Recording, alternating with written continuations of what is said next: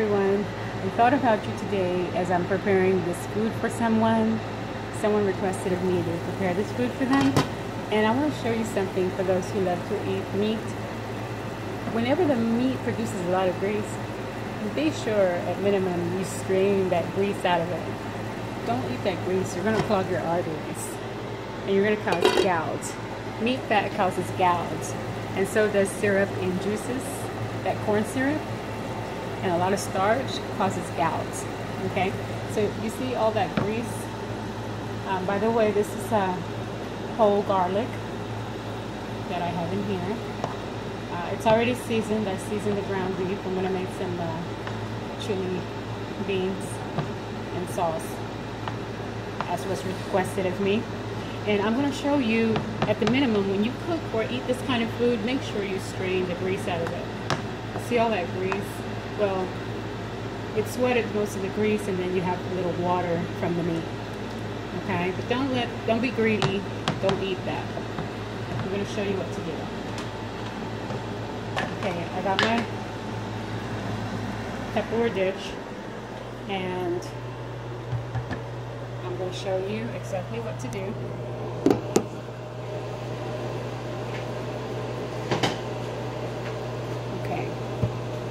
You saw that I have, and I already showed you the strainer. You can get a bowl, a round bowl. In this case, I'm just using this plastic container. It's not going to fall through. Just make sure it's not going to fall through. Okay, you're not going to rest it on there anyways. You're just going to pour the grease, just like that.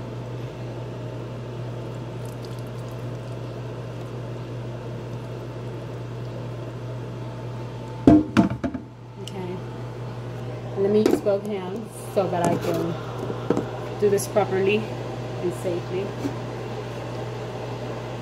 So I'm going to take this spatula, or you could take the lid also. You can take your lid for the pan or cover and just strain the grease through the strainer. And you see, your meat did not fall through. Be careful because it's hot. Don't burn yourself doing this type of thing. Take precaution. If you have too much meat in the pot and it's too heavy to hold with one hand, because I have a very weak hand. I mean, I have big hands, but they're weak. And whenever I hold one hand, for some reason, it hurts my whole wrist. So I have to be careful. So if I wanted to, I could just put the lid down. And I could have just did like that. But because I know that this does not have a balance, and might fall through if the meat falls on it, I'm just not taking the risk. But if I wanted to be careful, extra careful, I could have had a round bowl that will definitely, a smaller round bowl, and put under here where I know it will not fall through, so that if some of the meat fell on the strainer, it would still not weigh it down and not fall through the bowl. So in this case, I'm just going to make as much as I can out of it. And when you put your pan back on the stove, be sure to wipe underneath the pan, because see that grease runs to the side and underneath, and you don't want to cause a grease fire. And this sponge has soap, okay? So it should have wiped off that grease. Okay, and put it back on your burner. You see all of the grease that came out of it? And that probably wasn't most of it, but you see most of what came out of it? That's a lot. And that's dangerous.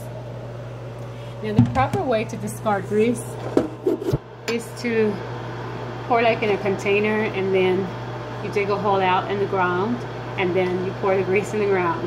That's what they're asking of us to avoid, to minimize pollution in water.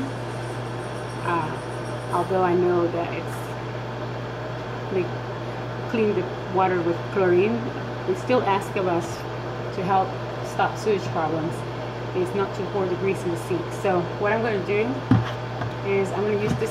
I'm just going to leave it in this container. When it cools off, I'll get rid of it.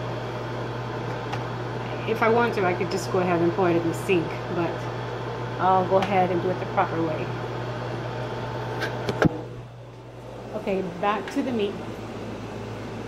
This meat What I've added in this ground beef was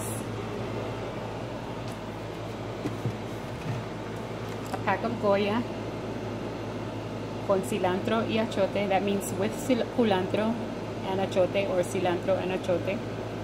That's what it has in the seasoning.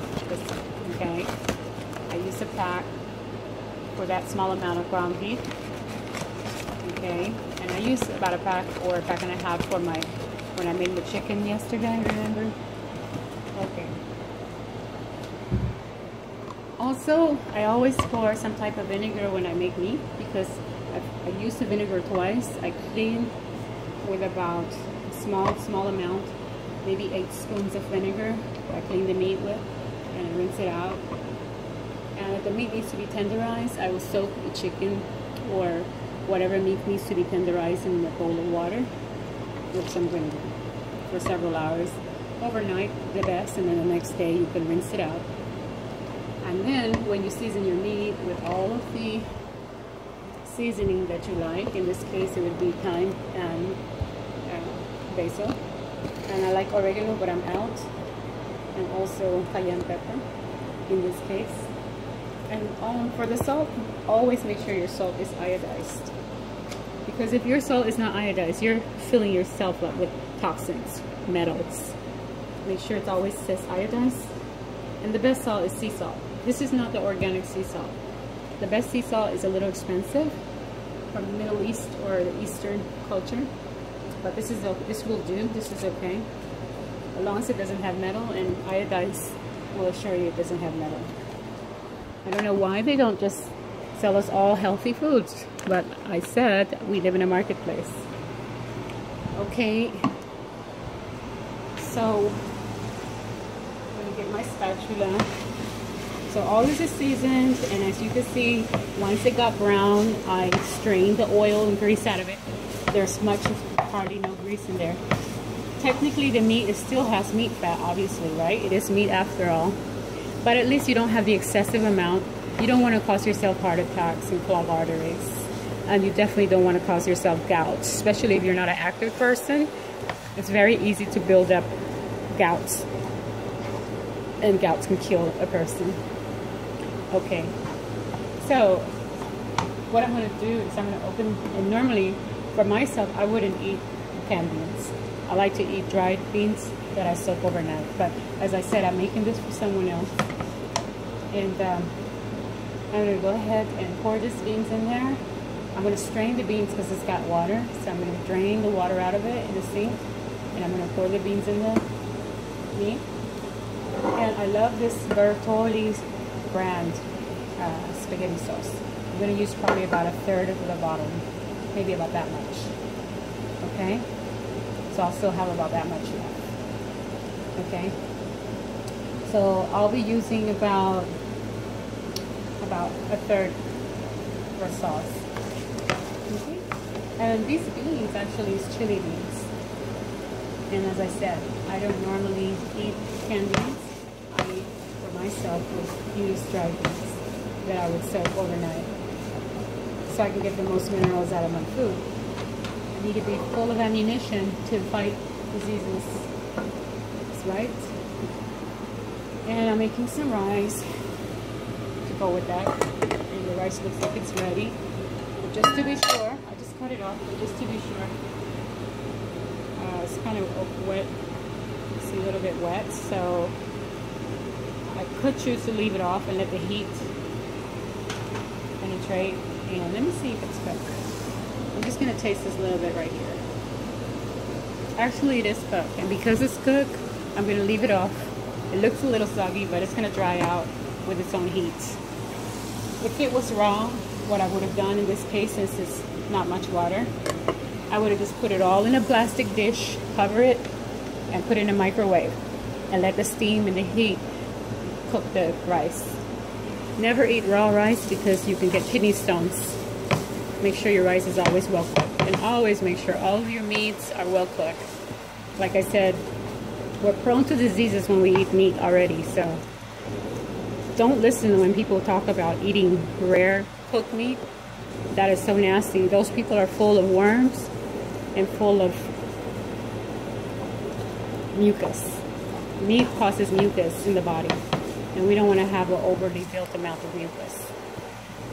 Okay, so that was just a little session I wanted to show you as I was preparing this meal for someone. My videos do not pertain to strictly vegan. My meals are for everyone, my videos, because I know there's some people, the best way is to be vegan, but I'm going to prepare these things so that you can see, for those who do eat meat, at least try to minimize the risk. Okay, so I'm going to cut this low. I'm going to open my can of chili beans, mix in there, and cover it up, let it steam cook for about 5 minutes, and then I'm going to pour my third bottle sizes, about this much sauce. Okay, thank you for taking the time.